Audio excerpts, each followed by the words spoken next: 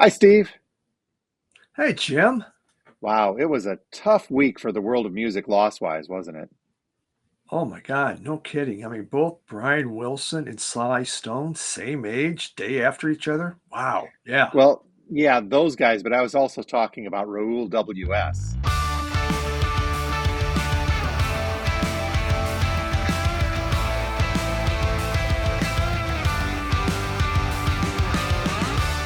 And welcome once again to Two Guys Talking About Records of Vinyl Community Podcast, where each week we two guys who know a little bit about records get together and talk about records. My name is Jim, and I own a record store. And I am Steve, a avid record collector. Yeah, Steve, the loss of Brian Wilson and Sly Stone are tough. And I don't mean to make light, but I asked Grok, hey, are there any other notable people in the world of music that passed away in the past week or two? And it responded with a Raul W.S. And this is all it says. Raul W.S., age 23, a Romanian rapper, died on June 4th, Oh. 2025, due to a beating. To And a that's it. beating. Jeez. Wow. So yes, Wow. tough to be a Romanian rapper. I guess, man. I mean, usually if it's Romania, I think maybe a vampire or something, but due to a beating. Wow. Either way, but no, we'll talk about the big ones this week. Obviously, Sly Stone and Brian Wilson, both very impactful in the '60s, '70s, and even beyond into today's music. These guys have made their mark, so to speak. We'll get into Yeah. those and the losses. We've talked before about how some artists are getting up there in years, and it's getting really close where I think we're going to be losing a lot. But we'll talk about Yeah. that, and because of the Beach Boys as well, maybe some sounds of summer. Last week it was kind of getting us down with not listening enough in the summer, but there are some music, some songs out there that remind us of summer times past, Mm, which bring up good feelings, I would like to say. I would agree. Yes, Well, definitely. cool. That and more, but first, as we always do, we start off each week's episode with a showing off, if you will, of our most recent pickups, because folks in the vinyl community love that. And I don't mean Yeah. to tease, Steve. We'll get through yours, but holy smokes, do I have a big one today. Yeah. Yeah. Yeah, you do. Oh, man. Well, what do you have to lead us off into this? Well, just not as big. But we'll start with it's a box set. This was on clearance like for 15 bucks off Fuzz Club. It's a King Gizzard and the Lizard, three album box set live in Melbourne, Australia. So it was like 15 bucks. So I was like, well, heck, I might as, I'm not like this King Gizzard fan out there go, oh my God, I collect all King Gizzard, but hey, for 15, I'm willing to do that, man. And so there have, three albums, has a poster that, uh, oh, screw it. The poster looks like that, just bigger. Okay. Okay. And how about that? And the album covers are, oh, Now, God, is that a get out of here. compilation box set or is it just a live one? It's just live in Melbourne. They have, yeah, three albums from their live show from That was 2021. that was the album of the week from King Gizzard. Are you going to become a completist now? No. That Hey, that is one it's group you don't want to become a completist of, I would no, imagine. no, and there's people that are, and yeah, there's no way. I mean, they had Fuzz Club had all kinds of these live sets from different things out there, and they're on clearance. So It's too yeah, some of them sold oversaturated. out, but Yeah. I thought I'll try one. Yeah, for that price, why not? Uh, the New Candies, brand new album.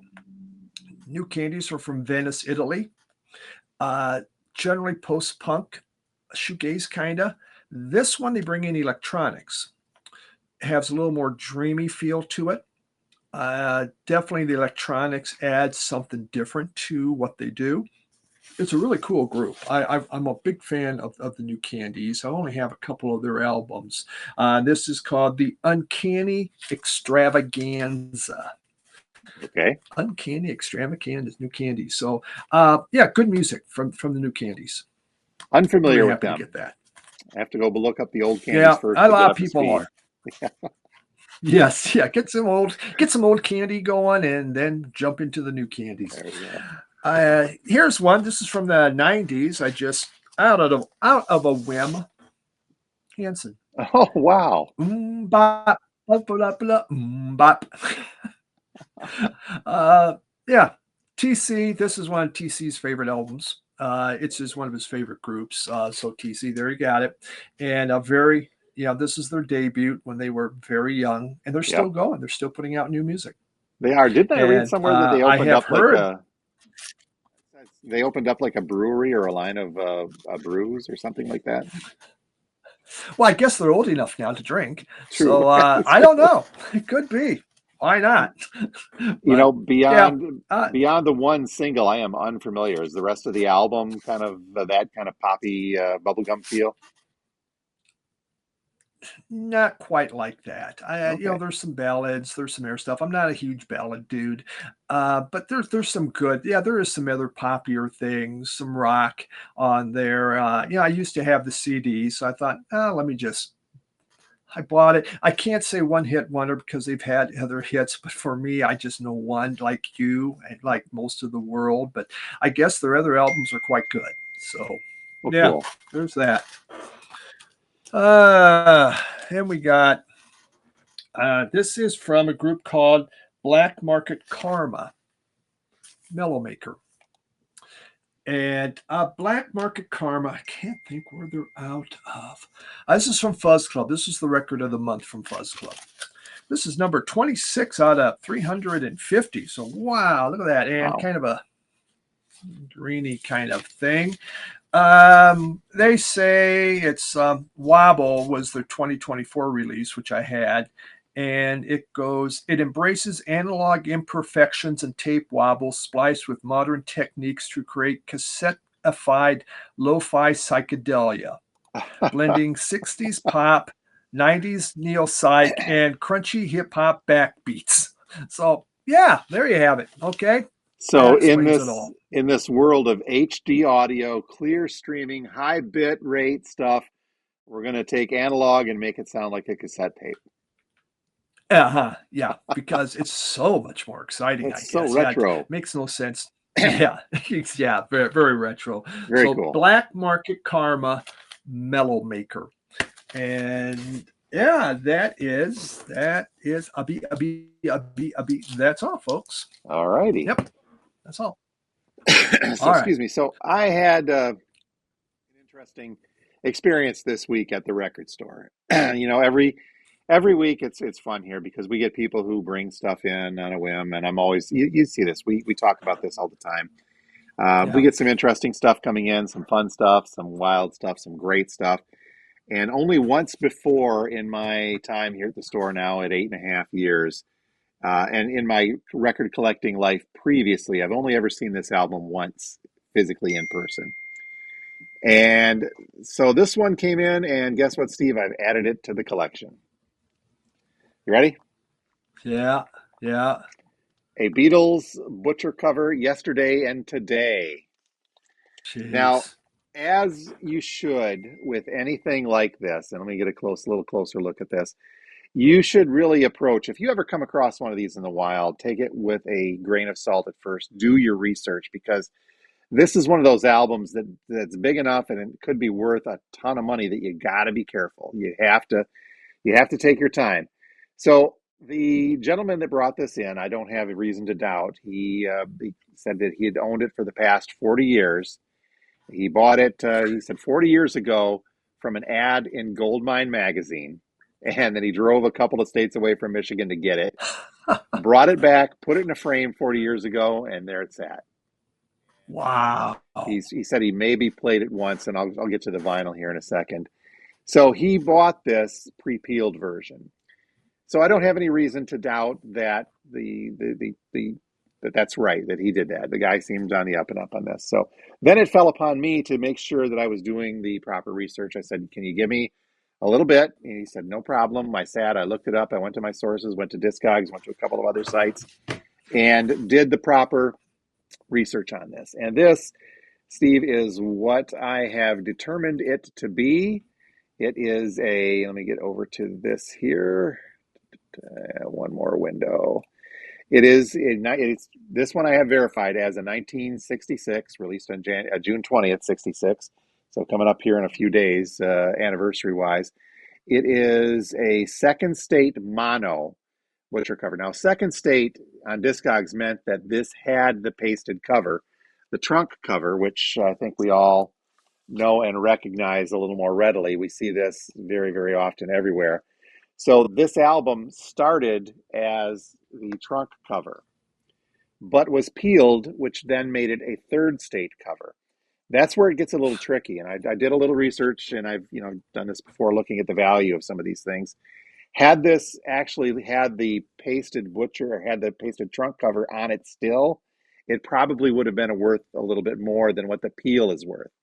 That's, I think, gets a little tricky on there, even though this one comes in at a decent range on Discogs in the 500 to upwards of 1200. But the 1200, I'm going to guess, is an unpeeled but verified butcher cover underneath. Hmm. That's my take on this. So that's what I've ID'd this as. And all things considered, I think they did a decent job with the peel on this. Whoever did this, probably 50 years ago now. Some of the research that I'd done on this too said if you have a peeled cover, you have to really look to make sure that it's not completely destroyed. Obviously, there's some marks where the peel brought up the other pasted cover off of that, but nothing terrible. I've seen worse peel pictures of worse peel jobs, to tell you the truth on this. The other verifications, I went through the runouts very specifically to ID it as this second state pressing, now third state with the peel. And it even included the back of it has the pressing plant ID number 6 down by the RIAA logo. So that checked out. The vinyl, as I mentioned, checked out as well. Not fantastic shape, but it's playable. It still has some sheen to it. There's a lot of scratches you can't quite see on here, but most definitely a playable copy It of isn't that like record. something you're going to go out and play anyway. This is Not display. Yeah. not normally, Or and I do just have my other. I've got the trunk cover still too of that. mhm. But here's the big one, Steve. This is the thing that really sold me on this. Is it has a copy, and again, I'm positive that this is real. This is a copy of the recall letter, or this is the recall letter from Capitol that went out to stores saying that. And you read this. Now, here's the odd thing, too. I got this on June 13th, and as of the recording today, we're at the 15th. This letter is dated June 14th, 1966. So prior to the release of the album. Dear reviewer, in the past few days, you may have received an advanced promotional copy of the Beatles' new album, Yesterday and Today. In accordance with the following statement from Alan Livingston, President, Capitol Records, Inc., the original album cover is being discarded and a new jacket is being prepared. And then they get into that little talk about sampling of public opinion in the United States indicates that the cover design is subject to misinterpretation. No So, kidding. for this reason, and to avoid any possible controversy, the or undeserved harm to the Beatles' image or reputation, Capitol has chosen to withdraw the LP and substitute a more generally acceptable design, the trunk cover. So, all consumer copies of the Beatles album will be packaged in the new cover, which will be available within the next week to 10 days. As soon as they are, we'll forward you a copy. In the meantime, we would appreciate your disregarding the promotional album. If at all possible, return it COD to Capitol Records in California. Thank you in advance for your cooperation. Sincerely, Ron Tepper, Manager, Press and Information Services, Capitol Records. So, by all accounts, I think that this is an original letter that goes with it. So, Yeah. I my always thought is, what the hell were they thinking when they did that? I mean, God, first, and it got through the marketing department. I mean, yes. what other interpretation is there? There's body parts. Yep. Come on. So, these are highly sought after by collectors. And like I said, I've had a cover. I've had the trunk cover version of Yesterday Today in my collection for a long time. And again, this is not a butcher cover. There's lots of ways to tell. Went through all the stuff with this. Normally, you can see Ringo's shirt right there through this spot right there. You can see a little bit of that if it is a pasted cover. This one is not. It's an early mono as well. But so I was very happy to see this come through and hemmed and hawed a little bit, but not much. I got a deal on it, and I thought, you know what, this is something that a record collector, if you run across it, you probably shouldn't turn it down. I mean, would you if you had an opportunity to get a decent deal? A decent deal. I saw one in a store a couple months back, $1,000. Yeah. Was it That appealed wasn't a second or decent deal. third? Was it appealed? I don't know. It was sitting up on the wall, and I am no expert on it. I just saw. I will say this: within an hour, it was sold. Well, yeah, yeah. That's just it. Now I asked the Grok AI about, okay, can you go through the historical records and find out how many of these have been pressed? And they said, generally speaking, the album in general, yesterday and today, was about 750,000 copies on that first run. And then it did some extrapolation to say, okay, if X amount was this, and they still think that there's probably several 100,000 copies of either the pasted version out there. The original version, unpasted, the first state, there are not that many because they not that many got out, and some were returned, some were destroyed per the thing. So there are first state ones out there. Again, first state being this cover without the paste or the peel is out there. Mhm. They're out there, but far fewer. But the far more common is the pasted cover. But from what I'd read, the peeled cover is kind of the least desirable of them, collectability wise. But still, it's Sure. still something to have, and it's a great addition to the collection. I mentioned I'd seen one of these in person before, and like you, it was a little bit. Somebody brought one into the store a couple of years ago and had me verify it. I spent about a half an hour verifying. It was a pasted cover. It was not a peel, so it was a second state. And when I finally verified it, I said, "Yep, you've got this. Here's what the value is according to Discogs." And he said, "You want it?" And I said, "Oh, well, what do you want for it?" He said, $1,200.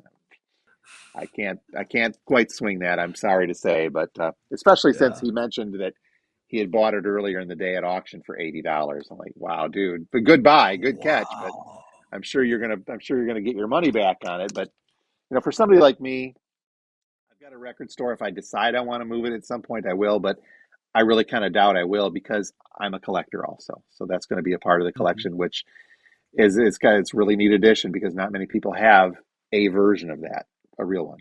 Yeah. Exactly. Wow. So Congrats. I had to call my wife though too. It's just so you know, just so you know, she was cool with it. Yeah. Now there were a couple of other pickups, Steve, and equally excited about this one, and more so because this is a fun one to have and to know. And this is Michael Christensen. Our friend Michael stopped by the store this week to drop off a couple of copies of his new album, Evaluation. And I know you showed this off last week, and so now I've got my copy. I like Yep. this. This is absolutely fantastic. Michael was in the store for a little while. He did some shopping, and I put this on. He gave it a listen while he was here, just to kind of gauge reactions, and I really dig it. It's good. The one thing is though that Michael and I got talking about Discogs and whether his entries. This is, by the way, you can put your copy in Discogs now. So Okay. I put it in Discogs for Michael yesterday, and Thanks. the thing is that he kind of didn't really like is that his music is labeled as electronic on Discogs. He goes, it Mm. isn't. Yeah. So we looked at that, and I kind of explained to him the only way to get to the subgenre of ambient music is with the top tier category of electronic. So he's like, okay. But then we went through, and I made sure that this was labeled as psychedelic rock and space rock because that's what he wants it to be categorized as. Sure. That's nice of you, Jim. Yeah. I dig this album, Steve. It is great. It's instrumental. The pressing is Yeah. just that's a beautiful pressing of vinyl too on here. Hmm. That's splatter green, forest green. But I mean, overall, Michael's music is always just, I guess, mesmerizing is a good word for it. It's very ethereal. It Hmm. does have that psych rock feel. This one, I think, more than anything, more than his previous work, this has got a little bit more rock and roll feel to it, but still with that Yeah. ambient and space rock psych feel to it. So. Yeah. Um, Very relaxing. Very very much relaxing. so. We'll put up a link to Michael's Bandcamp. This is a limited edition of 100, and that means that I've got one and you've got one. So there's only 98 more people can get a hold of these if you want them. Yeah. But we'll put up a link to Michael's Bandcamp for those of you that want to check it out. You can order the record directly from there, or you can just follow him on Bandcamp and get digital copies of it as easily. Some great stuff. And, Mhm. like you did last week, Steve, I highly encourage people to check it out. Not only because it's a good album, but Michael's just a great guy to talk to. He knows his Yeah, he music. is. He loves some cool old stuff too, and just an all around righteous dude. How's that? Hmm. You got it. Okay, Righteous I've dude. got one more here. Go ahead and let's get your eyes rolling first. Okay. I Oh I boy. picked up another Pink Floyd bootleg I'm after done. saying I'm not. I think I got all the big four bootlegs I need. I'm I pretty sure of did. it. And This one well, though is live from Brighton Dome in 1972. This is a new pressing bootleg. The cover's kind of cool. This is essentially the pre-Dark Side of the Moon practice sessions. So prior to the okay. release of Dark Side, they're working some of the kinks out with the performance of this. It is on just a really nice purplish vinyl, double LP, and again, the majority of Dark Side is on here, but then they include things like Careful with That Axe, Eugene, and One of These Days. So there's a little bit of older stuff. Sound quality on this boot, if you run across it, is not great. It's good. Okay. I've heard a lot worse. It's just not great sounding. It's a soundboard recording a little hollow in spots, but far from being the worst bootleg I've ever heard. So now, Steve, I'm done with Pink Floyd bootlegs. Yeah. Do you believe me now? Until next month. There Yeah. we go. When they put Next month. another one out. Damn it. I tried. Okay, and the Yeah. final one, this one dovetails directly into our talk about summertime music. I kept a copy, it came through a nice one of Michael Murphy and Blue Sky, Night Thunder.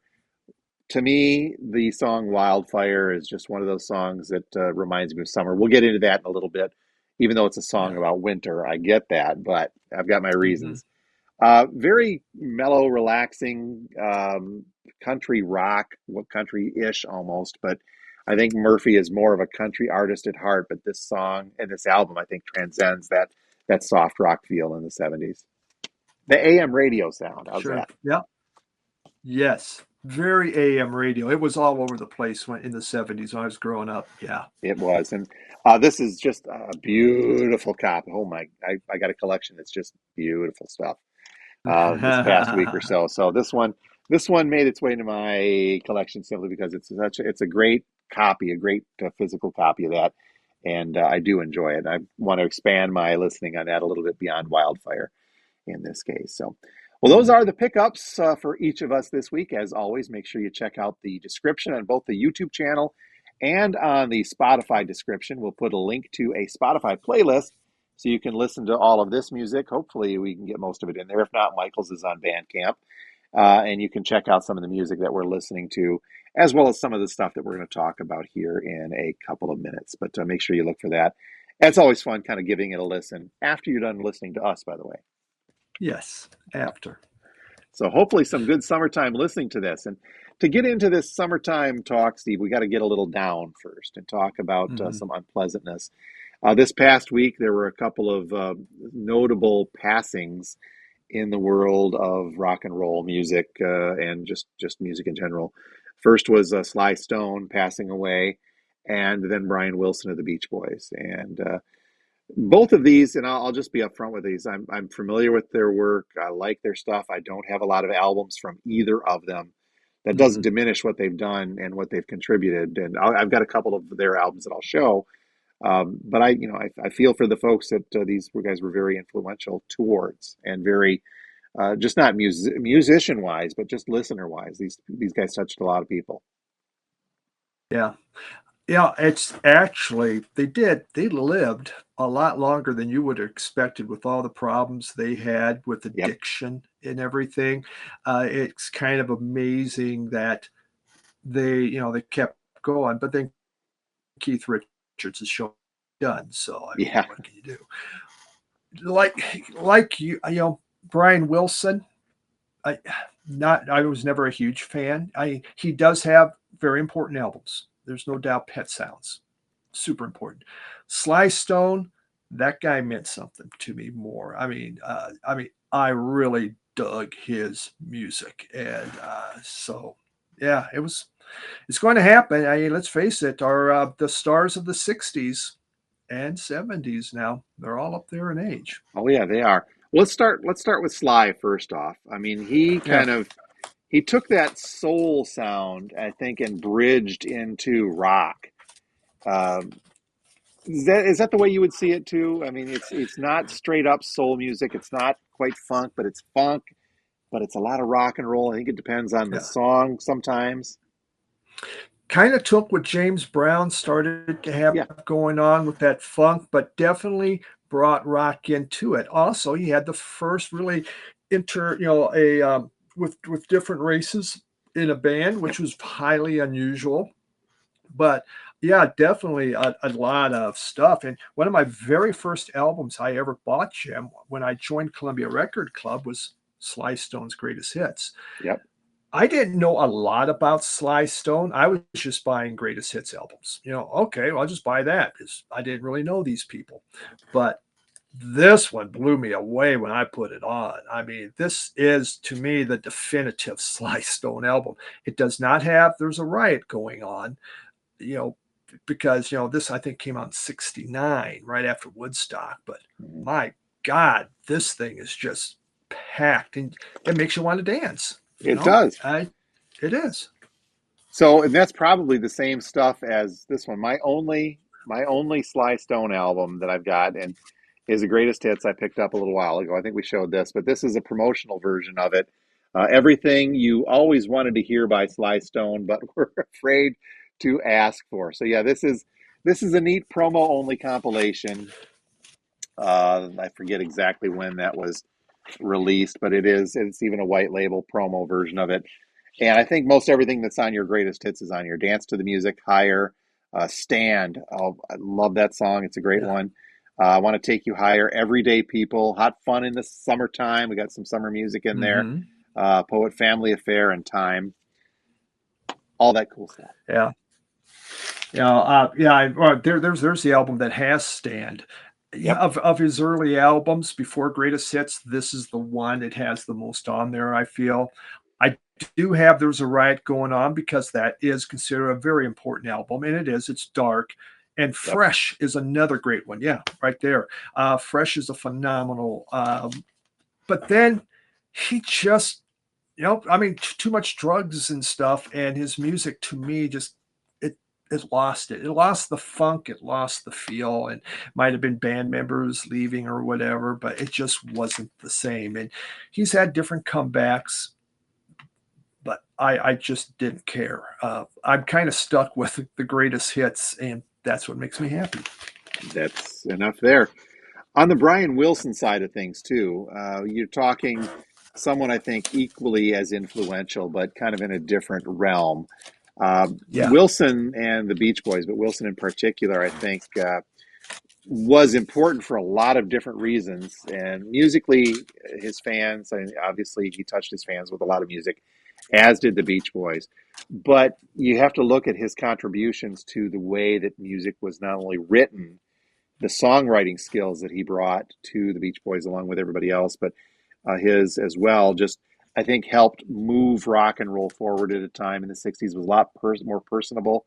The recording yeah, techniques that they used, especially on Pet Sounds, I got my copy of Pet Sounds here, I think yeah. really helped advance as well. It paved the way for the likes of Sergeant Pepper. I know that that's Hmm. controversial to say, but I think that's not that's a fair assumption to make that a lot of the techniques that they experimented with. But just I think just overall his contributions to not only as a Beach Boy but as a writer, as a producer, as just a provider of music that pleased a lot of people is unparalleled. Totally agree. I mean, what he did with harmonies, just Yes. harmonies alone in that group was amazing. And to start, again, they started with the surf music, and these albums were set my way after the flood. Some Beach Boys, and you got Surf and Safari on there, Surfer Girl. I mean, what is summer? When you talk summer, you think of this. Now, Yep. growing up in Nebraska, what do I know about surf music and that? You know, Zero. And I got thinking it about just that wasn't too. as You big. know, up in Michigan, you can that people have surfed on the Great Lakes. It's just not. You can Yeah, do it on Superior, but the big waves are only in the winter. So, generally yeah, speaking, yeah. Generally, exactly. So, but you did hear it on AM radio. I mean, AM radio was packed with that. I think the first song that really ever caught my attention from the Beach Boys was, "Good Vibrations," because that was just so different. And it's like, what is all this going on? And that caught my attention more. For me, this is probably the one Beach Boy album besides Pet Sounds yep, and Endless Summer because it's like a greatest hits.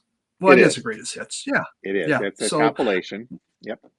and so But it, the it takes care of that itch, Yes, it the, does. The the only Beach the Boy only one itch. officially in my collection is Pet Sounds, and I'll go to it occasionally. I don't listen to this a whole lot because again, not a big fan of surf music, but I've got a really nice copy. This is another mono, a Scranton mono in absolutely beautiful condition. This becomes it's a fairly valuable album at times too, if you want to look at it, maybe even more so nowadays Yeah, too. But this has got enough for me as well, and plus yeah. there's really no end of supply of Beach Boys albums in the store. So if I feel like listening to Mhm. one, like Endless Summer, I can kind of get to that Yeah. as well. But yeah, this one I think that, and that's because I don't believe this is all just surf music. This is a little bit more No. than the more commercially side of stuff that they melded Mhm. into the 70s. Yeah. I mean, this has to me one of the most beautiful songs ever made. God only knows. Yes. Oh yeah. I just think that it just hits everything perfect on there, and I just don't ever get tired of that. I just wasn't made for these times, which she did, do later on another album, Sloop John P, which is okay, but obviously, wouldn't it be nice? But yes, so much more than surf. This took them to the next level. It's just Yep. he was also having his mental issues, especially after this, because this took a lot out of him. Yes, and that I mean that was tremendously well documented throughout much of his later life as well, with lots of explorations into that, his overcoming those issues as best he could, and continuing what he does. So, I mean, both of these gentlemen very influential in their own ways to the music industry and to fans alike, and I think they'll be missed. But at the same time, you got to and I'm not trying to be crass or anything. These guys, both of them lived full lives and made it well past a time that a Yeah. lot of rock and roll contemporaries did not. So that Hmm. we can celebrate them for that they did what they wanted to do and were successful doing it. Yeah. And now we have their legacy of their music to remember them by. Yep. Very, very true. They definitely had full lives, and you would not have expected that out of either of them. Given the fact that Brian Wilson and the Beach Boys are so synonymous with the summer sound of music, that's one of the Hmm. things that we thought we'd talk about very briefly today. Is with that with his passing in mind and the memories that a lot of Beach Boys music evokes in people for sounds of summer, endless summer, those types of things. Hmm. Um, I think it'd be a good retrospective talk about albums, but not so much albums for me, but music that really reminds me of summer and how Yes. and why. The Beach Boys in particular would equate their music with Southern California, and that Southern California sound is the surf sound more than anything. There, I mean, there's obviously you get up into the mountains and valleys, you got the other '60s sound from Crosby, Stills, Nash and Young as well. But this, I think, really, when you think Southern California, you think the Beach Boys sound, and that too. Of course, now I guess we could talk about there's a riot going on being more. I didn't want to go there, but let's not do too much. But song wise, do you have anything album or song wise that brings you fond memories of summers past? It's not Yeah. just hey, summer's in the title or summer's in the album, so I'm going to think of that as a summer. But is there music out there that says I remember the summer that this came out? Yeah, I do, especially the swimming pool. the swimming pool in small town Nebraska, small town Iowa is where you went in the summer. That's where you hanged out. They had the radio going. Hmm. We, especially when I was, before a teenager, didn't have a radio really in the house that we listened to. And so at the swimming pool, in the 60s, you would have it. And summer was about Herb Alpert. There we go. This played constantly. Tijuana Taxi, just Spanish Flea. I mean, Taste of Honey.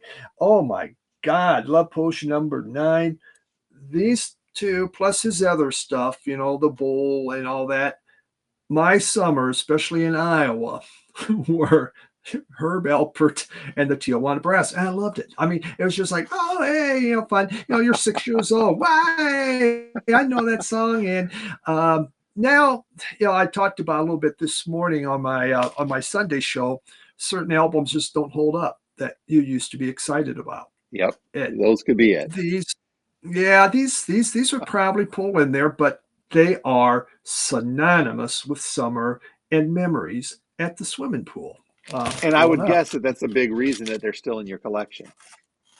It is, and it might have been given to me too. That might be also part of it. Well, But I that and mean, plus it is a vinyl community bylaw that everybody must have a copy of whipped cream. That's I didn't know if you folks knew this, but if you look up the rules of vinyl community membership, you have to have a copy of that. and don't worry about them being all taken No, because there's millions of you'll them. find them.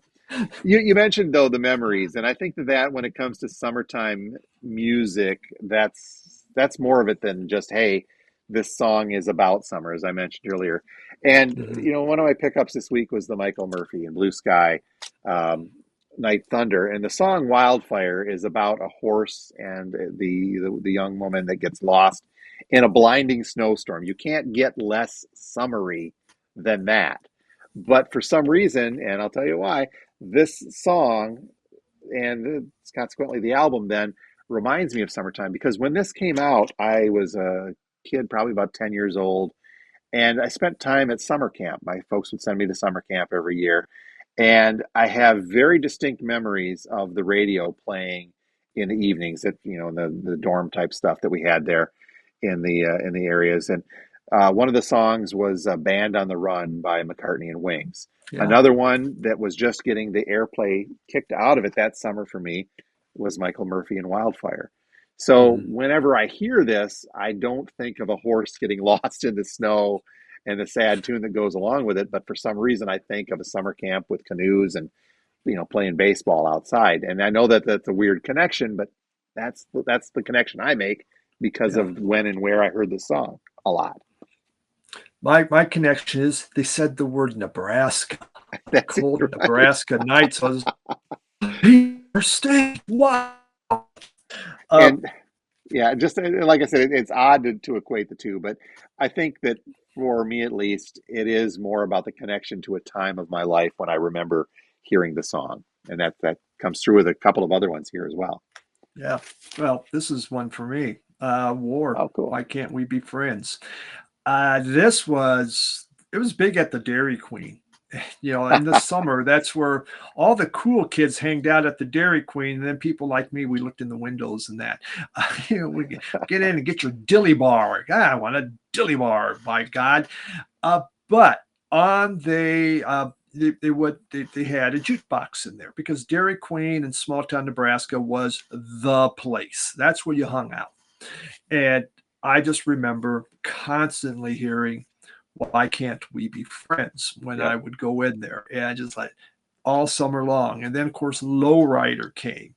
And both of those, by now I had money, so I bought the 45s on those. And uh, yeah, it's just great memories of summer with war. So, And for me, another one that kind of kicks in, not quite the Dairy Queen. We had a Tasty Freeze when I was a kid. How's yeah.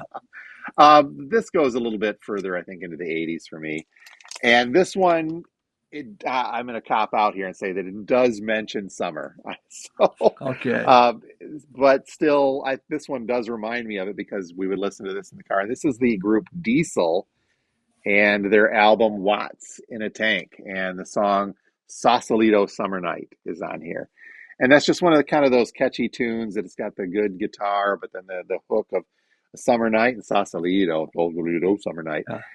So maybe just by mentioning summer and summer night over and over again kind of kicks in. It's like there's a Van Halen song that does the same thing with Sammy Hagar, Summer Nights, that kicks through. But Mhm. just another one I remember hearing a lot as a teenager further on. And this reminds me a lot of summer. Yeah. Well, Seals and Crofts, Summer Breeze. It Yeah, makes a you little feel melodramatic. fine. It Blowing does. through the jasmine in your mind. Though for me, that was more high school because it was always playing in the locker room. So it Yeah. wasn't so summer, but it is about summer. I've got a couple more here, and this has to do with I think even a little later. Even though this is still early '80s for me, it's Rush and Moving Pictures, and not so much. There's a couple of songs on here that I think have a good winter feel to them.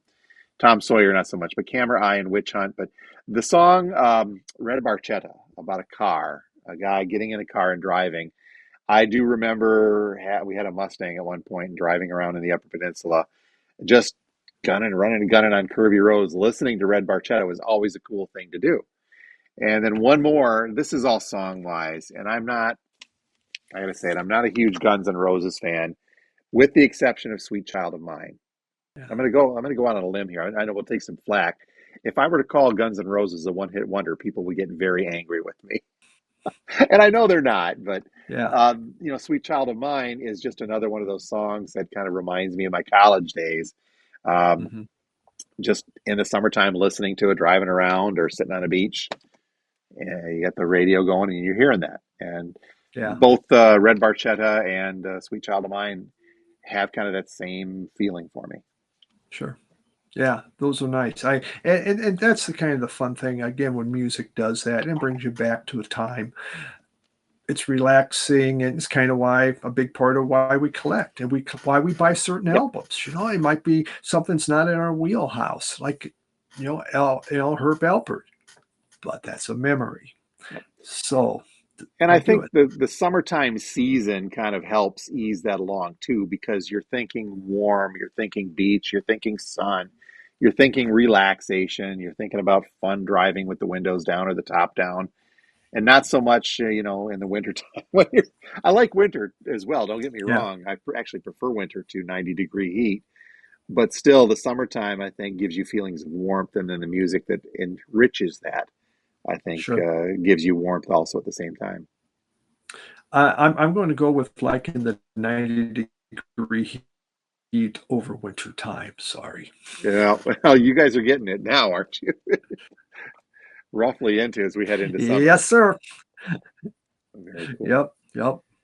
Well, I'm very curious to see what you folks think. A couple of different subjects for you to chime in on this week. How influential, how important were the likes of Brian Wilson and the Beach Boys or Sly and the Family Stone to your musical development? And then the subsequent part of that is, are there some songs or are there some full albums that help transcend the season and say, this album, when I hear it, no matter whether it's the dead of winter or the middle of summer or whenever it is that I'm hearing this, does this bring up feelings of that time I was sitting on a beach and just enjoying myself? Is there summery sounds that you dive back into in your mind, going through the jasmine in your Yes. right? In your mind. All right. Yes. Yep. Well, please, yeah, There is. And please let us know. There, you can comment on the YouTube channel and you can comment on the Spotify episode as well. I'm doing a little better. Are you catching up a little bit nowadays too, getting through some of these comments on your channel at least? try. Yeah. On my channel, I'm still a little behind, but I'm getting closer. Getting a lot closer. So then I drop another video and fall behind again. But doing better. That's how it rolls. Well, feel free to reach out to us, folks, and we'll do what we can to get back to you. In the meantime, though, I would encourage you to get out and enjoy yourself. Last week's episode, Steve, we kind of I should follow up on this.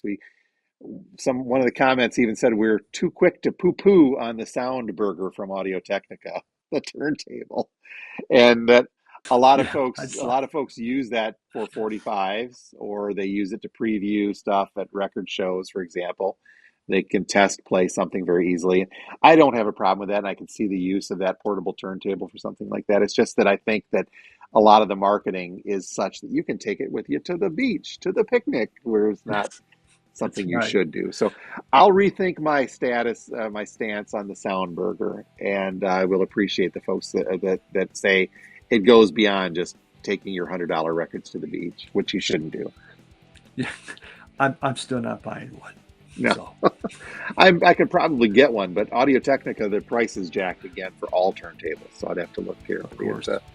at something like that. Okay, so Steve, next week I think we won't say any much. How's that? We got something special planned next week. How's that Yeah. sound? So Yeah. Very that, exciting. folks, that's what we call a tease. Now you have to Yes. tune in. Uh-huh. That Yes. should You be don't want to miss it. no, should be a fun one. All right, well, get out, enjoy yourself in the summer, dip your toes in a pool, walk through a sandy beach, and take your music with you. Even if it's just on the digital side, you can still enjoy it. Darn right. All right. Till next time, my name's Jim, and I own a record store. And my name is Steve. I'm a record collector. Bye, everyone.